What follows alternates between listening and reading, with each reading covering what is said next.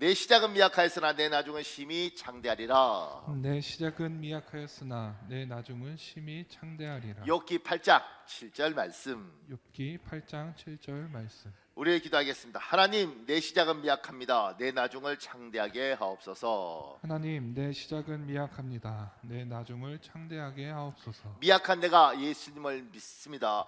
미약한 나를 예수님 믿게 하셨습니다. 미약한 내가 예수님을 믿습니다. 미약한 나를 예수님 믿게 하셨습니다. 영적으로, 정신적으로, 신체적으로 나를 창대하게 하옵소서. 영적으로, 정신적으로, 신체적으로 나를 창대하게 하옵소서. 가정적으로, 사회적으로, 경제적으로 내 가정을 심히 창대하게 하옵소서. 가정적으로, 사회적으로, 경제적으로 내 가정을 심히 창대하게 하옵소서. 예수님의 이름으로 기도합니다. 예수님의 이름으로 기도합니다. 하나님, 여러분의 기도대로 꼭 응답하여 주실 줄 믿습니다. 아멘. 아멘. 감사합니다. 제가 밑에 이렇게 적었습니다. 5월 셋째 주일은 스승의 주일입니다. 오늘 예배를 통하여 성경에서 말하는 스승에 대해서 살펴보겠습니다. 그 밑에요. 사람은 인생에서 어떤 스승을 만나느냐에 따라 운명이 결정됩니다. 굉장히 유명한 이야기입니다. 전도사님, 목사님. 네, 한 소년이 담임 선생님으로부터 꾸지람을 듣고 있었습니다.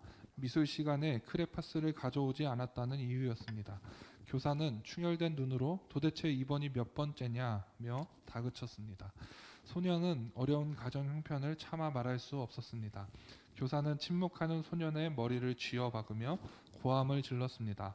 다음부터는 훔쳐서라도 준비물을 가져오너라. 그로부터 17년 후 이 소년은 법정에 서게 되었습니다. 지존파의 대부 김귀환이라는 이름으로. 그의 최후 진술은 이러했습니다. 초등학교 때 선생님의 말 한마디가 제 인생을 이렇게 바꾸어 놓았습니다. 그 밑에요. 하나님, 우리 인생을 축복하셔서 인생에서 좋은 스승을 만나도록 기도해야 합니다. 특히 유치원이나 초등학교에서 좋은 선생님을 만나도록 기도해야 합니다. 생각이 자라기 시작하는 시기, 습관이 형성되는 어린 나이에 좋은 스승을 만나는 것은 큰 축복입니다. 이 지존파 대부라고 말하는 이 김규환 씨가 이 선생님 한마디 때문에 이렇게 비틀어졌겠어요? 그러니까 이게 잘못되면 원인을 찾죠. 그리고 내 잘못이 아니라 누군가에게 이 잘못을 책임을 전가하는데, 이 사람은 선생님의 그 말이 나를 망가뜨렸다 이렇게 이야기한 거예요. 특히 초등학교, 유치원 때 좋은 선생님을 만나는 것, 잘 가르치는 선생님보다 애들 사랑해 주는 거죠. 이렇게 만져주고 사랑한다 그러고, 이런 선생님을 만나는 건 굉장히 복입니다. 그런데 이제 선생님들이 지금은 이렇게 인격적으로 잘 다듬어진 사람이 스승이 되는 게 아니고, 선생님이나 스승이 되는 게 아니고 공부 잘하는 사람이 스승이 되는 거잖아요. 특히 어렸을 때부터 똑똑하고 그렇게 해서 임용고시 통과한 친구들이 좋은 선생님이 되는데 시간이 많이 걸려요. 왜냐하면 워낙 똑똑한 친구들이다 보니까 이 공부 못하는 아이들이 이해가 안 가는 거죠. 너 어떻게 이걸 그렇게 내가 5번 6번 가르쳤는데 이해 못할 수 있니? 너 나한테 반항하는 거니? 이렇게 이야기하는 거예요. 사람은 보통 나를 비추어서 이 사람을 생각하니까 내가 2번 3번 했을 때 이해하면 얘도 2번 3번에 이해하겠다 이렇게 생각하는 거예요. 근데 너무 똑똑한 사람이 선생이 되면 아니 이 쉬운 걸 왜 모르지? 이게 바본가? 보통 사람은 그래. 그런데 그렇게 생각하지 않고 이게 바본가? 아니면 나한테 반항하는 건가? 이게 사람 기분 나쁘게 하네? 이렇게 접근할 수밖에 없는 거죠. 사람들 중에 내향적인 사람도 있고 외향적인 사람도 있는 거 아니겠습니까? 근데 태어나길 그렇게 태어났는데, 근데 이게 참 재밌습니다. 내향적인 사람들은 내향적인 사람들을 좋아하고 외향적인 사람들은 외향적인 사람들을 좋아합니다. 그런데 학교 선생님들 중에 특히 학년이 낮으면 내향적인 선생님들은 외향적인 아이들이 정신이 없다고 생각합니다. 그러니까 얘 쟤들은 왜 저러지? 이렇게 왜 저렇게 산만스럽지? 이렇게 접근하는 것이죠. 근데 외향적인 선생님은 조용한 아이들로 답답하죠. 그런데 그래서 외향적인 선생님들이 자기 성향대로 애들을 막 몰아칠 때 내향적인 아이들이 선생님은 그냥 한 말인데 굉장히 상처받을 수 있습니다. 근데 이걸 어떻게 맞추겠냐고요. 내가 어떻게 좋은 선생님을 우리 아이한테 맞는 좋은 선생님을 찾아내서 내가 원하는 대로 하겠냐고. 이건 복불복입니다. 그냥 초등학교 갔는데 좋은 선생님을 만날 수 있고, 그다음에 아니면 내하고 좋은 선생님인데도 불구하고 내 아이하고 안 맞아서 서로 계속 삐거덕거리는 걸 만날 수도 있고, 이건 우리가 어떻게 해볼 수 있는 영역이 아니더라는 거죠. 특히 아이들이 생각이 형성되고 감정이 형성되는 시기 굉장히 예민하지 않습니까? 그 예민한 시기에 우리가 어떻게 그걸 하겠느냐고요. 그러니까 복을 받으면 참 그때 자기한테 너무 좋은 선생을 만나고, 이 아이의 초등학교 1학년이 아름다운 꽃길처럼 느껴지고, 학교 가는 게 행복하고 선생님이 귀하게 느껴지고, 이렇게 되는 겁니다. 중학교, 고등학교 사춘기 때 좋은 선생을 만나는 것, 학교이든 아니면 교회이든, 그걸 우리가 어떻게 맞추겠어요? 그런데 그 어려운 시간에 좋은 선생을 만나서 그 선생님한테 사랑받고 그 선생님한테 도움받는 아이들은 큰 복을 받은 거죠. 이건 하나님이 주시는 복입니다. 그래서 기도해야 되는 거죠. 하나님, 내 아이에게 좋은 선생님을 만나게 해주십시오. 좋은 스승을 때마다 만나게 해주십시오. 초등학교 들어갔을 때, 또 중고등학교 어려운데 청년이 되었을 때, 또 직장생활을 할 때도 참 처음 스타트가 좋은 스승을 만날 수 있는 것, 보통 우리 사수라 그러지 않습니까? 근데 그 사람을 잘 만나면 복인 거죠. 신앙도 똑같습니다. 신앙생활 할 때 좋은 스승이 앞에서 이끌어지면 그게 얼마나 큰 건지 모르겠는데 큰 건지 모릅니다. 근데 잘못된 스승을 만나면, 보통은 우리가 이렇게 말하거든요. 전도받은 사람은 전도한 사람을 꼭 닮는다는 거죠. 그래서 이 사람을 교회에 데려오면, 이 사람이 데려온 사람이면 아마 이 사람도 요 사람 같은 경향일 거다, 이렇게 추적을 해요. 왜냐하면 이 사람의 영향을 받습니다. 교회 와서 함부로 잘난 척하면 큰일 나. 그러니까 입 다물고 있어야 돼. 그리고 교회 안에 깊이 들어가면 안 돼. 그냥 예배만 딱 들고 집에 가야 돼. 그러면 크게 상처받아. 이렇게 훈련 받으면 요 사람 그렇게 해야 되는 거예요. 아무것도 모르니까, 이 사람이 너무 귀하니까, 자기를 이끌어준 사람이니까 그 사람대로 따라가는 거죠. 인생에 누구를 만나느냐 굉장히 중요합니다. 그런데 그 밑에요, 세상 사람은 절대 가질 수 없는 스승이 있습니다. 하나님이 오직 예수 믿는 우리에게만 가질 수 있도록 허락한 스승이 있습니다. 우리 고린도전서 2장 13절에 있습니다. 여러분 읽어보십시오. 시작. 사람의 지혜가 가르친 말로 아니하고 오직 성령께서 가르치신 것으로 아니. 인생에서 좋은 스승을 만나야 된다는 건 뭐 믿는 사람이든 믿지 않는 사람이든 다 동의합니다. 근데 믿는 사람과 믿지 않는 사람의 가장 큰 차이는, 믿는 사람에게는 우리는 성부 하나님, 성자 하나님, 성령 하나님, 삼위 하나님을 믿지 않습니까? 그 삼위 하나님이 한 분 하나님이신 삼위일체를 우리는 믿습니다. 그래서 우리에게 하나님 있는 우리에게 특별히 성령님을 주셨습니다. 근데 이 성령이 우리의 스승이 되는 거죠. 그래서 오늘 고린도전서 2장 13절에는 성령이 가르치시는 거예요. 성령이 가르치십니다. 그 밑에 동그라미 1번에요. 예수님을 믿을 때 성부 하나님은 우리 마음에 성령 하나님을 주십니다. 그 밑에요. 성령 하나님은 하나님을 믿는 우리에게 필요한 모든 것을 가르쳐 주십니다. 요한복음 14장 26절에 있습니다. 여러분 읽어보십시오. 시작. 보혜사 곧 아버지께서 내 이름으로 보내실 성령, 그가 너희에게 모든 것을 가르치고 내가 너희에게 말한 모든 것을 생각나게 하리라. 찬송가 453장 아십니까? 예수도 알기 원하네. 찬송가는 굉장히 많은 걸 담고 있습니다. 이 찬송 1절은 다 아시죠? 예수도 알기 원하네, 크고도 넓은 은혜와 대속해 주신 사랑을 간절히 알기 원하네, 내 평생의 소원, 내 평생의 소원, 대속해 주신 사랑을 간절히 알기 원하네. 그리고 2절 이렇게 됐습니다. 성령이 스승 되셔서 진리를 가르치시고. 우리가 이 찬송 부를 때 성령 하나님이 스승이 되셔서 진리를 가르치신다.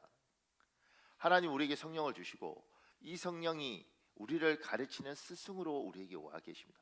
그러니까 세상 사람하고 달리 세상 사람은 사람에게만 배우는데, 우리에게는 성령께서 오셔서 이 성령이 스승이 되셔서 우리를 가르치시는 거죠.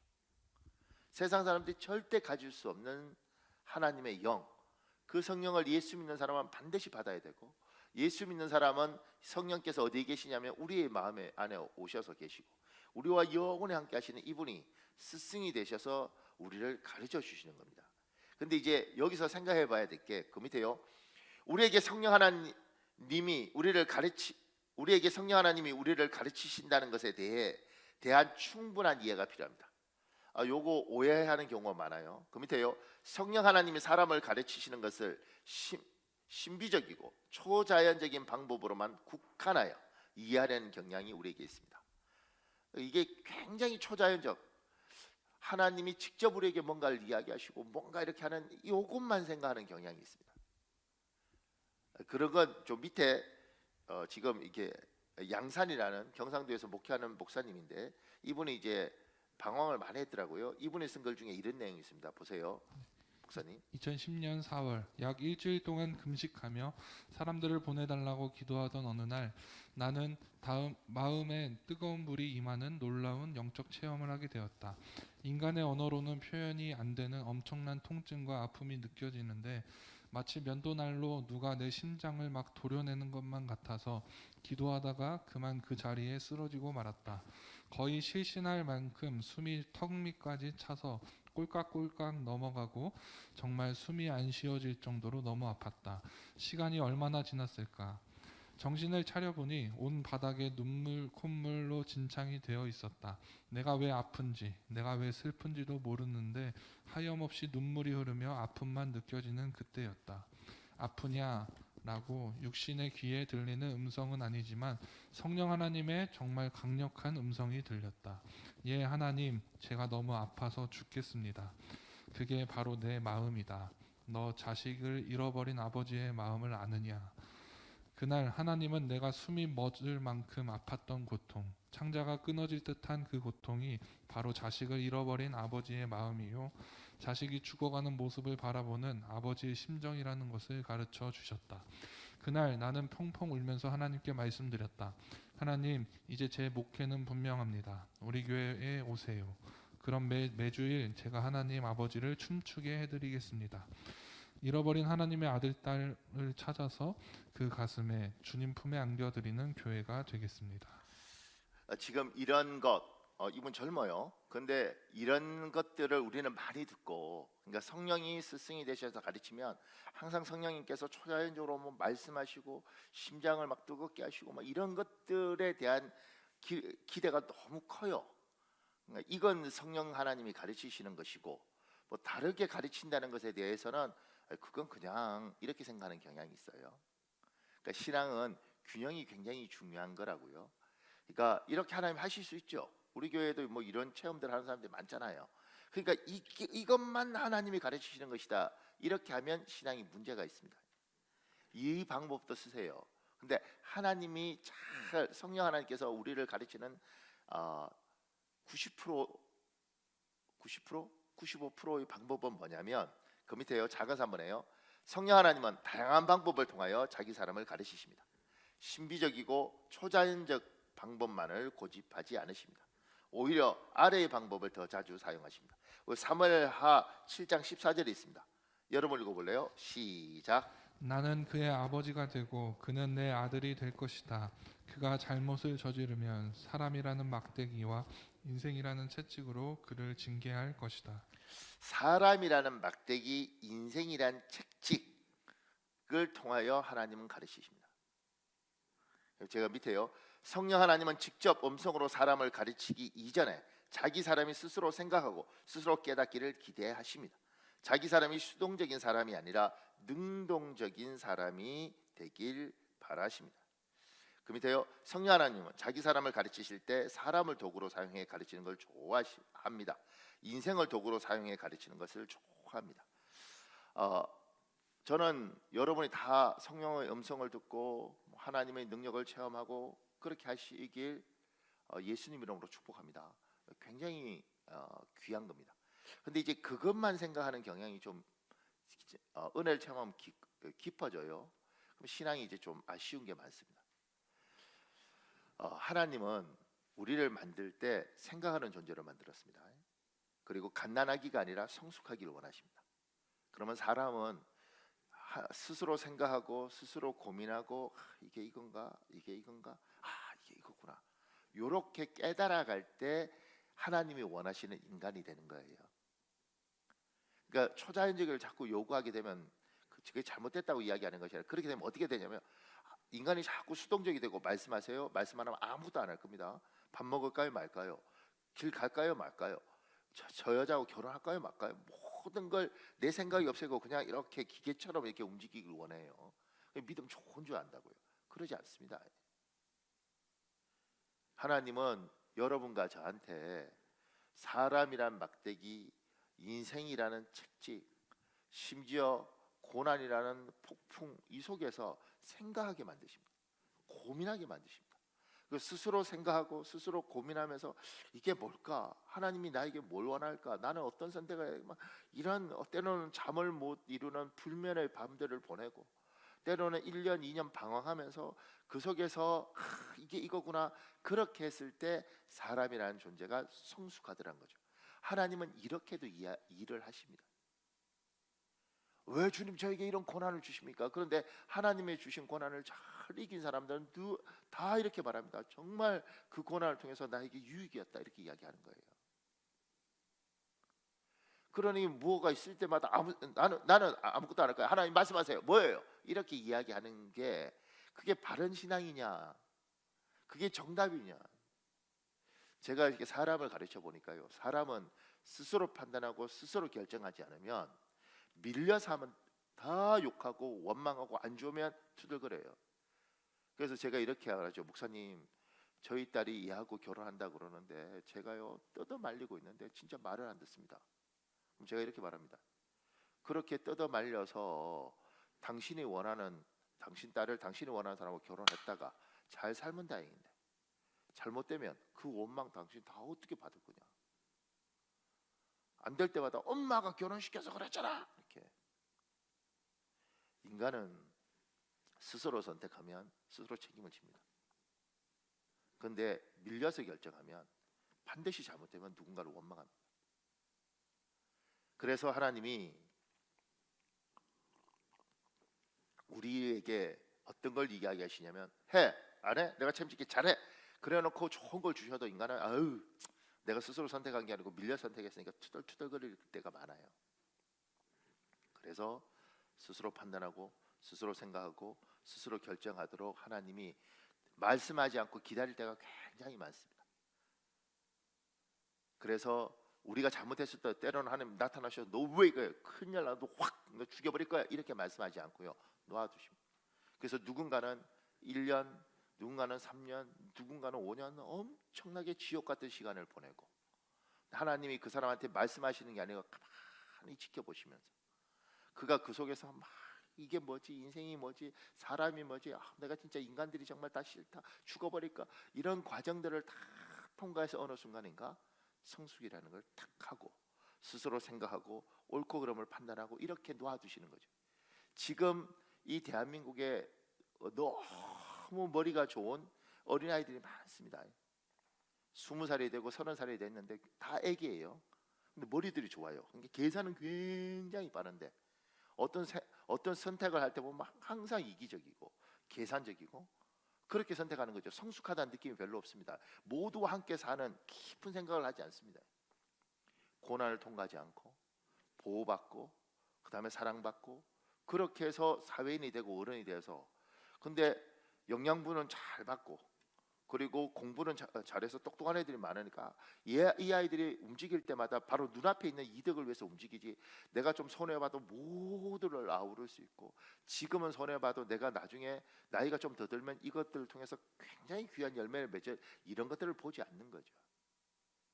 고난은 다른 사람을 이야기하고 고난은 나를 깊이 보고 고난을 당해서 사람이 스스로 판단하고 스스로 깊어지는데 우리 하나님은 그걸 원하세요. 그래서 때로는 말씀해 주세요. 근데 말씀하지 않고 놓아두시는 겁니다.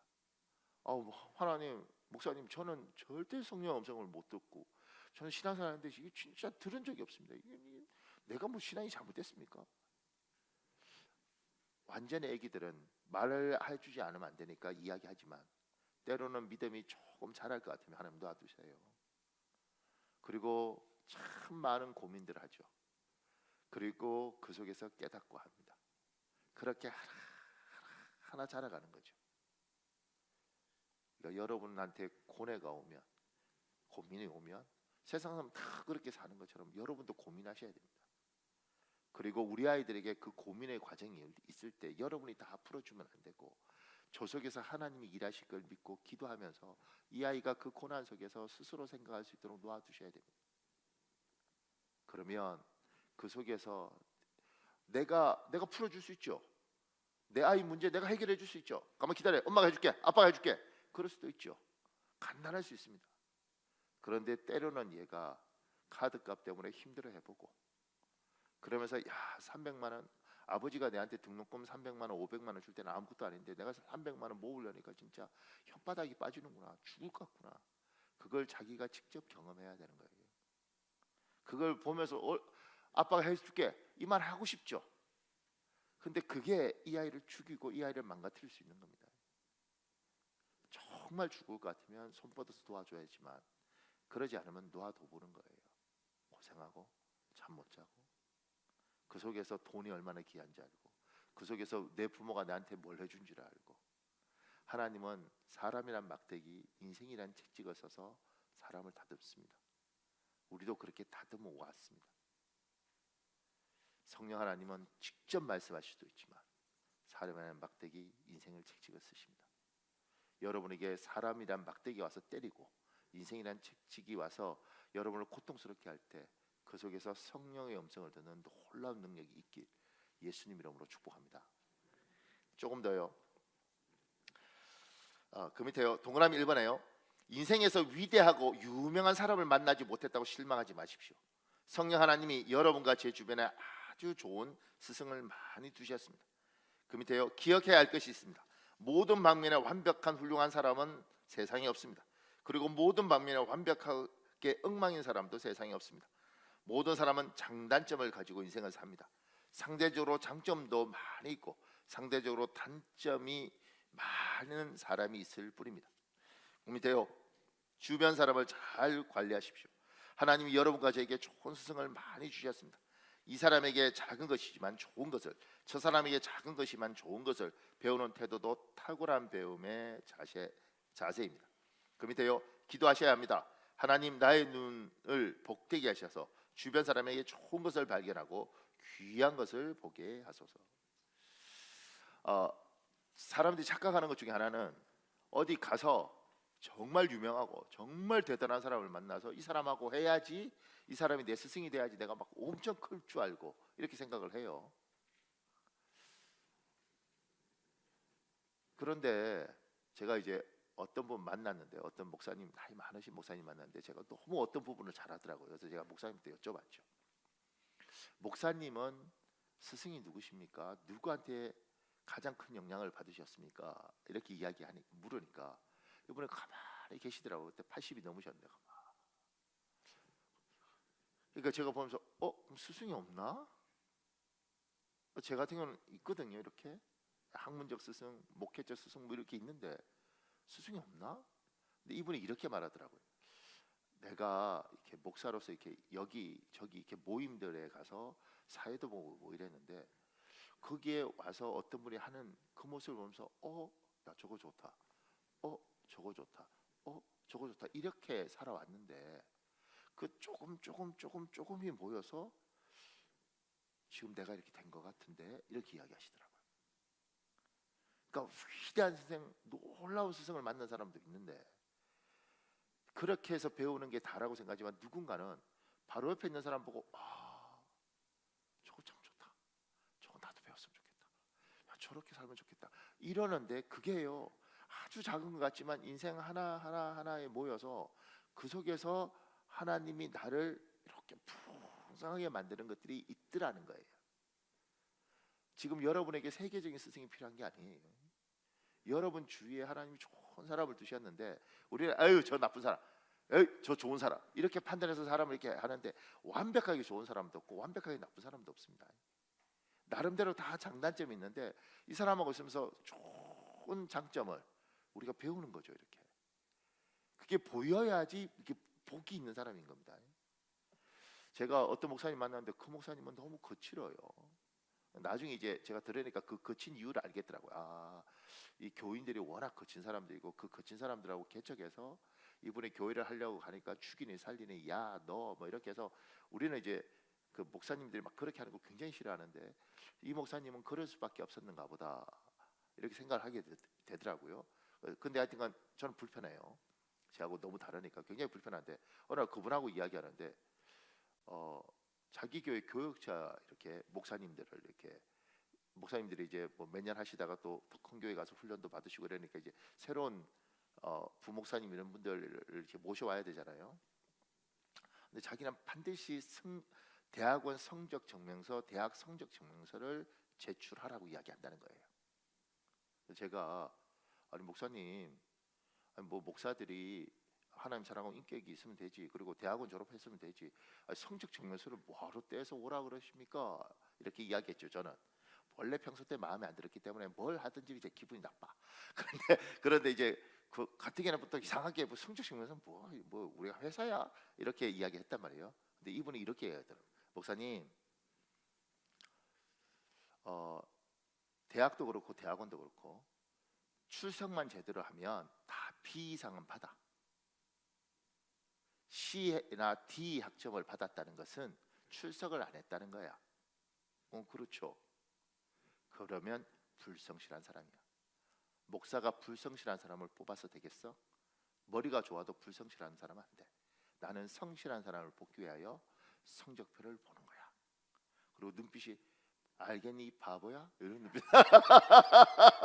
나 그동안 그 사람 무시하고 살았는데 속으로 갑자기 내가 바보가 이런 생각이 들더라고요. 무슨 우리가 회사야? 뭐 이렇게.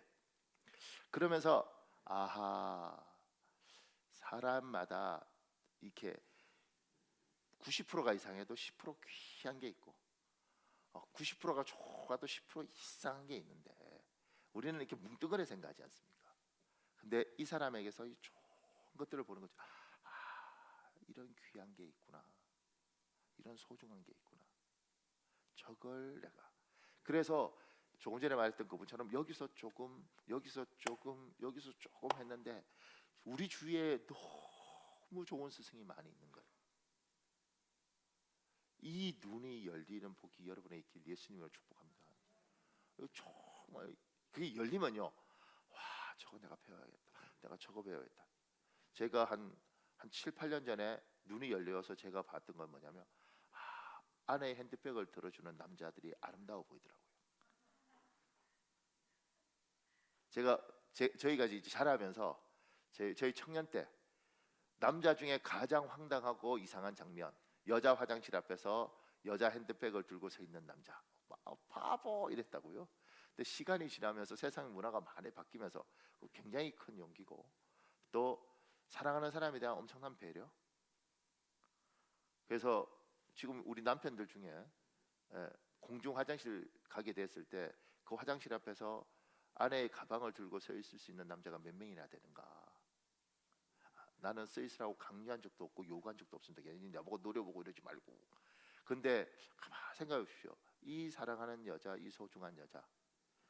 그러면 내가 뭔가를 해주고 싶은데 그러면 해줄 게 없으면 핸드백이라도 내가 들어줄까? 그리고 어느 날 눈이 열리니까 내가 핸드백을 들어줘야겠다.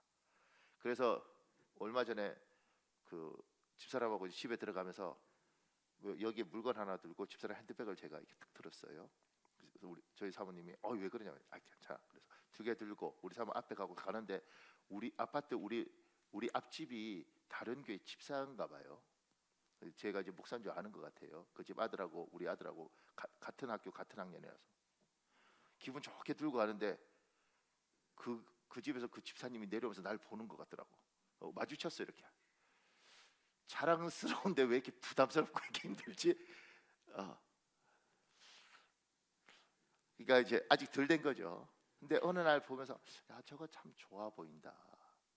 이런 게 이제 보여야지 되는 거죠. 성령이 눈을 열어주시면 뭐 엄청난 좋은 학교에서 공부하는 건 그런 건 말고요. 내 옆에 스승들이 많고 그걸 배우는 겁니다. 이렇게 저거 좋다, 저건 내 거. 나는 앞으로 저렇게 살아야겠다. 그래서 요걸 가지고 그게 하나가 내 것이 되고 요게 내 것이 되고 요게 내 것이 되고 인생 별거 있나요? 그렇게 나이가 들어가면서 성숙이라는 걸 하는 거죠. 제가 밑에 이렇게 적었습니다. 특별히 하나님은 나를 교회로 이끄시고 내가 인생에서 신앙에서 꼭 만나야 할 좋은 스승을 교회 속에 많이 두셨습니다. 교회 속에서 숨겨져 있는 좋은 스승을 찾으십시오. 그리고 그의 삶과 태도, 처신을 배우십시오. 축복된 인생이 됩니다. 목사님 읽어볼래요? 교회는 우리의 삶의 가장 소중한 것 중 하나다. 그것을 위해서 기도하길 바란다. 실망할 교회가 많지만 실망은 쉽게 하면서 왜 귀한 교회 찾는 일은 그렇게 쉽게 포기하는가? 귀한 것은 흔한 것이 아니다. 노력을 기울여서 땅끝까지 뒤져서라도 좋은 교회를 찾아야 한다. 그리고 찾을 뿐만 아니라 우리가 힘써 만들어야 한다. 교회는 교인이 만드는 것이 아닌가? 목사가 좋은 목사가 되고 성도가 좋은 성도가 된다면 좋은 교회가 되는 것이 아닌가? 왜 남이 좋은 교회 못 만들어주는 것만 불평하고 내가 그것을 찾고 만드는 일에 대한 책임은 감당하지 않으려 하는가? 내가 높은 뜻 숭의교회를 개척할 때 하나님께 진심으로 이런 기도를 드렸다. 하나님, 저는 좋은 교회를 만나서 복을 많이 받았습니다. 좋은 목사님을 만나서 평생 마음에 복을 받고 좋은 스승을 만나는 복을 받았습니다. 하나님, 이제 교회를 개척하려고 합니다. 우리 교회에 출석하는 교인들이 제가 받은 복을 받게 해주세요. 하나님, 제가 못나고 부족하지만 잘할 터이니 저를 목사로 만난 교인들이 제가 우리 목사님을 만난 것과 같은 복을 받게 해주세요. 이건 내 진심이었다. 내가 목회하는 교회가 그런 교회가 되었으면 좋겠다. 우리가 그런 교회를 섬기는 복을 받았으면 좋겠다. 그런 교회를 만나고 만들기 위해서는 우리의 모든 것을 아끼지 말아야 한다. 마음을 다하고 뜻을 다하고 예물을 드리고 정성을 다해야 한다. 우리가 그런 교회를 세워나갈 수 있었으면 좋겠다. 하나님은 이 땅에 두 가지 기관만 허락하셨습니다. 하나님 직접 만든 건 두 가지인데 하나는 가정이고 하나는 교회예요. 그래서 교회 같은 가정, 가정 같은 교회 이런 말들을 하는 거예요. 그런데 교회 안에 하나님이 우리가 어쩌다가 여기 다 모여 있는 거지 않습니까? 우리는 우연히 모여 있다고 그러지만 하나님이 우리를 여기 이끌어 놨다고 우리는 믿습니다. 하나님 절대 주권이. 그러면 이렇게 모아뒀을 때 여기 안에 하나님 왜 저 사람하고 내하고 신앙생활을 할까? 이렇게 했을 때 저 속에서 성령 하나님께서 저 사람을 통해서 내한테 가르치시는 게 있고 저 사람을 통해서 내한테 보여주시는 게 있는 겁니다. 교회 안에서 하나님이 우리를 성장시키는 방법이 좋은 모델들이 주위에 있고 그들의 모습을 보면서 저렇게 살아야 되는구나. 제 같은 경우에 제가 청년 때요 차량 운전을 이제 봉사 교회 차량 운전 봉사를 하기 위해서 처음 제가 봉사하겠습니다. 왜냐하면 예배 드리는데 그 교회 차량 봉사할 사람이 필요하다는 거예요. 근데 그때 그 당시에는 15인승 지금 다 12인승밖에 없지만 15인승 차가 길어요. 알고 보면. 근데 그걸 이제 교회가 잘 썼는데 그 차량 봉사할 사람이 필요하다는 거. 근데 그때 제가 2종 면허가 아니고 1종 보통 운전 면허를 이제 있으니까 이때를 위하여 내가 2종이 아니라 1종을 딴 것이 아닌가 뭐 이런 마음이 들더라고. 그래서 기꺼이 제가 봉사하겠습니다. 그래서 교회 차량 봉사를 하는 거죠. 근데 참 교회가 참 정말 무지하게 그러면 옆에 차량 부장이 타고 저하고 같이 이게 자기가 내 옆에 타봐 그리고 운전하면서 길을 가르쳐 주든가 뭐 이렇게 해야 되잖아요. 키 주고 이렇게 가 이러고 그냥 가버리더라고. 근데 사람들이 기다린다고 하는데 어떡하겠어요. 그러니까 긴 차도 어려운데 차 몰고 이렇게 들들들들 떨면서 이제 이렇게 간 거죠. 길도 잘 모르겠고 무섭기도 하고 그때 제가 26인가 뭐 그런데 이렇게 가다가 집사님이 한번 태웠어요. 그러니까 이제 이분이 길을 아니까 안심하고 이제 가야지로 갔는데 가다가 옆에 차하고 이렇게 접촉사고 나네. 이렇게. 그러니까 뭐 아프고 이런 것도 아니고 가장 먼저 생각드는 건 이때를 위함이 아닌가 이렇게 해서 내가 했는데 교회 가면 내가 뭐 어떤 소리를 듣겠어요. 그러니까 너무 그런 거죠. 이게 진짜 내가 교회를 떠나야 되나 막 이 생각 차례 운전하면서. 근데 이제 이 사람이 딱 나오더니만 너 이렇게 하는데 무섭더라고 정말. 근데 제 뒤에 같은 여자 집사님이 일단 교회로 가자고. 교회로. 그러니까 교통사고 처음 당해보면 뭐 어떻게 될지 모르잖아요. 그래서 교회 가자 그러니까 교회를 갔죠. 교회를 가니까 이제 이 집사님이 조금만 기다리라고. 그리고 이제 교회 올라가서 저녁 예배 시간인데 주일 저녁. 그러니까 뭐 이야기를 하니까 차량부하고 뭐 이 사람들이 쭉 내려오더라고요. 저는 이렇게 있고 이 사람은 막 저한테 막 야단치고 젊은 놈이 말이야 막 이렇게 하고 막 이러더라고요. 근데 뭣도 모르고 이렇게 하니까 쫙 이렇게 교회에서 집사님 5-6분 내려오니까 진짜 굉장히 힘이 되더라고요. 내 편이 막 오니까. 그리고 왔는데 이제 집사님들이 이렇게 굉장히 인격적으로 성숙하면 좋은데 성숙 안 한 집사도 많잖아요. 근데 그 집사 중에 하나 우리 전 집사라는 분은 딱 오자마자 집사인데 이 새끼 술 처먹었네 딱 이러고 우통을 붙더라고 이렇게. 그러니까 나한테 막 야단치던 이 사람과 좀 주눅이 들더라고요. 근데 이제 다른 분이 제가 청년 어리니까 데리고 가라고. 그래서 절 데리고 이제 그때 교회가 상가 5층에 있었거든요. 근데 데리고 이렇게 가는데 데리고 이제 엘리베이터를 딱 탔는데 인생이 서럽더라고. 봉사하고 근데 이게 접촉 사고도 있고 이 사람한테 욕 얻어먹은 것도 서럽고 내가 진짜 이 교회 떠나야 되나 뭐 이런 뭐 그렇게 생각하고 이렇게 막 인생 이렇게 하는데 제 앞에 그때 이제 안수 집사님이셨어요. 나중에 장로님 되셨는데 이분이 신 장로님인데 이분이 저를 이렇게 딱 안아주더라고요. 제가요 그 엘리베이터 1층에서 5층 올라가는 시간이 뭐 얼마나 되겠어요, 그죠? 근데 그 품에서 얼마나 울었는지 모릅니다.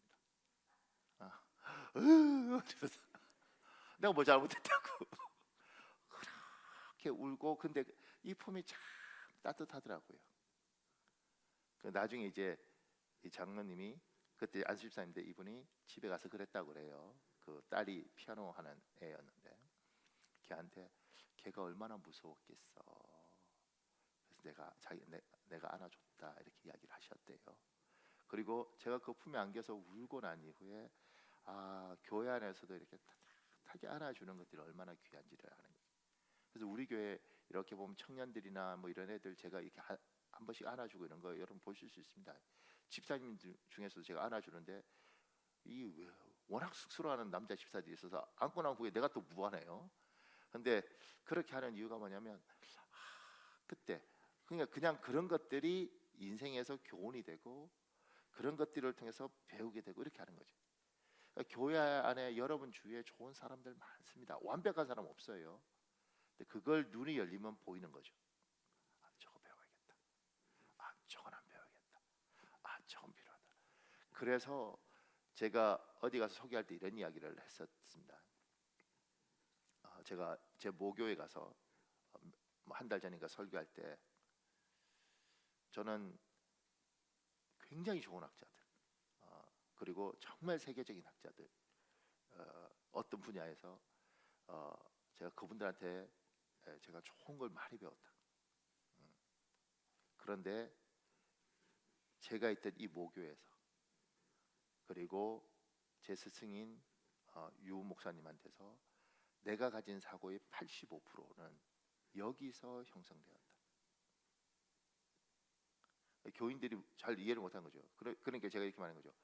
제가 신학 대학원을 4개를 나왔다. 2개를 한국에서 2개를 외국에서. 얼마나 좋은 사람들을 많이 만났겠냐. 그 중에 한 분은 허드슨 테일이라는 전설적인 선교사의 중손자죠. 그분이 선교사라서 닥터 힐 박사. 그 사람 밑에서 배울 때도 영광스럽고 베넨겐이나 파블로라는 아주 정말 유명한 선교사들 배워도 영광스러운. 근데 나는 이 옛날에 뭐 100명도 안 되는 상가 5층에 있던 이 교회에서 그리고 그 조그만 교회의 젊은 목사님이었던 그분에게서 난 여기서 배웠던 것들이 내 생각의 85%를 만들어줬다고 나는 생각한다. 좋은 것들이 옆에 있습니다. 하나님이 여러분과 저희 눈을 열어서 그걸 볼 수 있도록 해주시길 예수님 이름으로 축복합니다. 이제 그 밑에 동그라미에 성령 하나님은 우리 가정이 나에게 좋은 스승이 되도록 하셨습니다. 가정 속에서 성령 하나님은 나를 끊임없이 세밀하게 가르치십니다. 이것을 볼 줄 아는 눈은 정말 축복받은 눈입니다. 여러분에게 자녀를 하나님 주시면서 굉장히 똑똑하고 괜찮은 애도 있겠지만 정말 뜻대로 안 되는 자녀를 주신 경우도 있습니다. 근데 그때 그 아이 모습에서 나를 보십시오. 나를. 하나님이 그러려고 걔 준 겁니다. 그 속에서 나를 보고 그 아이를 용납하고 품으려고 노력하는 내 모습 속에서 하나님의 모습을 보십시오. 세상에 저런 게 다 있나? 하나님이 어쩌면 내한테 세상에 이런 게 다 있냐? 이렇게 말씀하시고, 저런 걸 내가 그래도 자식 새끼라고 내가 사랑을 하는구나. 아프면 속상하고 안 좋은 일이면 기분 나쁘고, 그때 아셔야 되는 겁니다.